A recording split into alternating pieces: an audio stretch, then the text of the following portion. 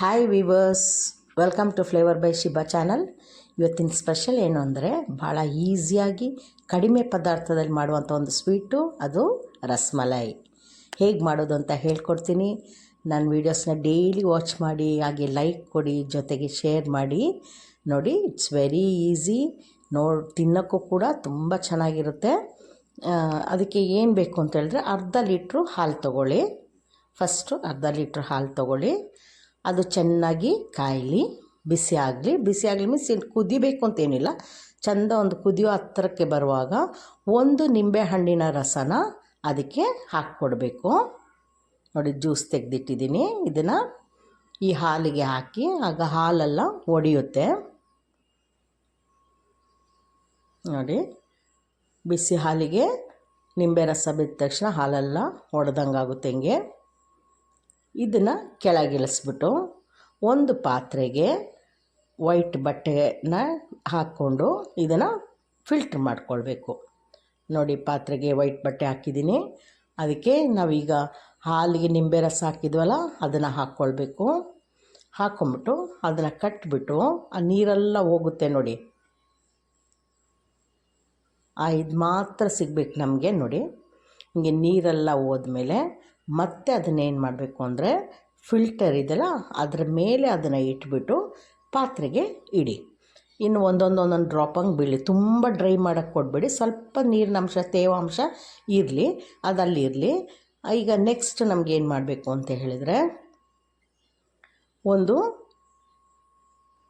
ನೋಡಿ ಇದನ್ನು ಸ್ವಲ್ಪ ಅದು ತೇವಾಂಶ ಇರುವಾಗಲೇ ತೊಗೊಂಬಿಟ್ಟು ಚೆನ್ನಾಗಿ ನಾದ್ಕೊಳ್ಬೇಕು. ಪುಡಿ ಮಾಡಿ, ಫಸ್ಟ್ ಪುಡಿ ಮಾಡಿಬಿಟ್ಟು ನಮ್ಮದು ಕೈಯಲ್ಲಿ ಹಿಂಭಾಗ ಇದೆ ನೋಡಿ, ಅದಕ್ಕೆ ಬಲ ಕೊಟ್ಟು ಚೆನ್ನಾಗಿ ಅದನ್ನ ಸ್ಮ್ಯಾಶ್ ಮಾಡಬೇಕು. ನೋಡಿ, ಈ ಥರ ಮಾಡಬೇಕು. ಕೈಯಲ್ಲಿ ಮಾಡಿದ್ರೆ ಉಡಿ ಆಗ್ತಾನೆ ಇರುತ್ತೆ. ಹಂಗೆ ಮಾಡುವಾಗ ನಾವು ತುಂಬ ಒಂದು 5 ಮಿನಿಟ್ಸ್ ಆದರೂ ಮಾಡಬೇಕು. ಹಂಗೆ ಮಾಡುವಾಗ ಎಲ್ಲ ಹತ್ತಿರ ಸೇರಿಕೊಳ್ಳುತ್ತೆ. ಈ ಥರ ಒಂದು ಸಾಫ್ಟ್ ಉಂಡೆ ಸಿಗುತ್ತೆ. ಆಯಿತಾ? ಈ ಉಂಡೆನ ಒಂದು ಸ್ವಲ್ಪ ಹೊತ್ತು ಮುಚ್ಚಿಡಿ. ಇಲ್ಲಾಂದರೆ ಫಸ್ಟೇ ಇದನ್ನು ಮಾಡಿಟ್ಕೊಂಬಿಡಿ, ಉಂಡೆನ ಮಾಡ್ಕೊಂಬಿಡಿ. ಈ ಥರ ಚೆಂದ ರೋಲ್ ಮಾಡಿಬಿಟ್ಟು ಜಸ್ಟ್ ಕೈ ಬೆರಳಲ್ಲಿ ಒಂದು ಸಲ ಪ್ರೆಸ್ ಮಾಡ್ಕೊಳ್ಬೇಕು ಅಷ್ಟೇ. ಆಯಿತಾ? ಈ ಥರ ಮಾಡಿಬಿಟ್ಟು ಎಲ್ಲ ತೆಗೆದಿಟ್ಟು ಮುಚ್ಚಿಟ್ಕೊಂಬಿಡ್ಬೇಕು ಅದನ್ನು. ನೋಡಿ, ಆ ಬಿರುಕು ಬಿಡಬಾರ್ದು. ಬಿರುಕು ಬಿಟ್ಬಿಟ್ರೆ ಒಡೆದೋಗುತ್ತೆ ಒಳಗಡೆಗೆ. ಈಗ ಒಂದು ಅರ್ಧ ಲೀಟ್ರ್ ಮತ್ತೆ ಹಾಲು ಇಟ್ಬಿಟ್ಟು ಅದಕ್ಕೆ ಶುಗರ್ ಹಾಕ್ಕೊಳ್ಳಿ, ಸಕ್ಕರೆ ಹಾಕ್ಕೊಳ್ಳಿ. ಚಿಕ್ಕ ಕಪ್ಪಲ್ಲಿ ಸಕ್ಕರೆ ಹಾಕ್ಕೊಂಡಿದ್ದೀನಿ. ಕೆಲವ್ರಿಗೆ ಜಾಸ್ತಿ ಸಿಹಿಬೇಕು, ಕೆಲವ್ರಿಗೆ ಕಡಿಮೆ ಸಿಹಿಬೇಕು. ಹಾಗಾಗಿ ನಾನು ಮೆಜರ್ ಹೇಳ್ತಾ ಇಲ್ಲ. ನೀವು ಹಾಕ್ಬಿಟ್ಟು ನೋಡಿ. ಇದು ಫುಡ್ ಕಲರ್ ಒಂಚೂರು ಯೆಲ್ಲೋ ಕಲರ್ ಹಾಕ್ತಾಯಿದ್ದೀನಿ. ಇದು ಸಪ್ರೇಟ್ ಹಾಲು ಮತ್ತೆ ಕಾಯಿಸ್ತಾ ಇರೋದು ಅರ್ಧ ಲೀಟ್ರು.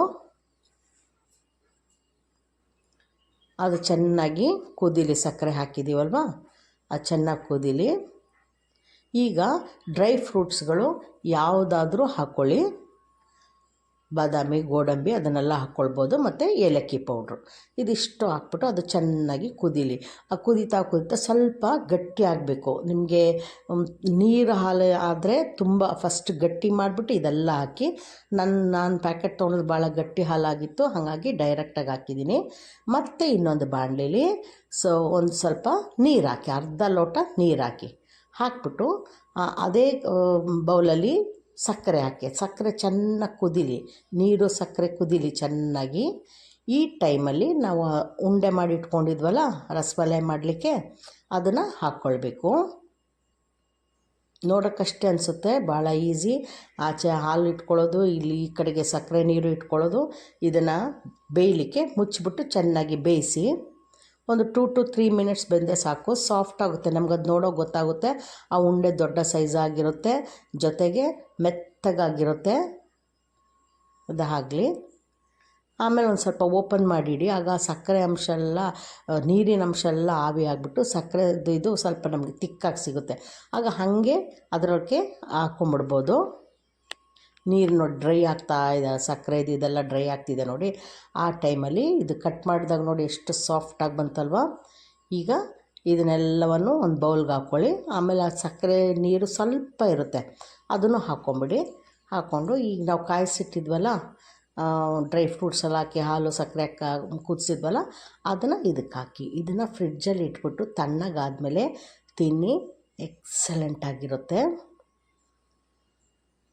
ಇದೆಲ್ಲ ರೆಡಿ ಮಾಡಿಟ್ಕೊಂಡು ಮಾಡ್ಕೊಳ್ಳಿ, ಆಗ ಬೇಗ ಆಗುತ್ತೆ. ನೆಕ್ಸ್ಟ್ ವೀಡಿಯೋದಲ್ಲಿ ಮೀಟ್ ಮಾಡೋಣ. ಅಲ್ಲಿವರೆಗೂ take care, bye bye, thank you.